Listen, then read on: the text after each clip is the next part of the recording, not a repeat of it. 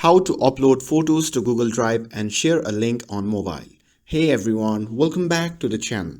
In today's video, I'll be showing you how you can easily upload photos to your Google Drive and share a link with anyone. So without further ado, let's get started.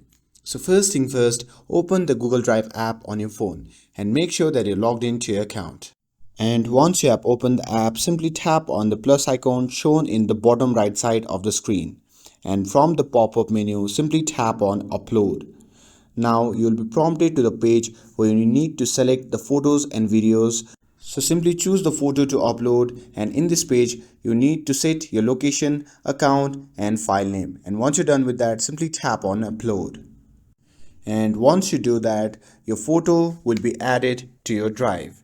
And now to share it, you simply have to tap on the uploaded file, and here you need to tap on the three dot icon beside the file name.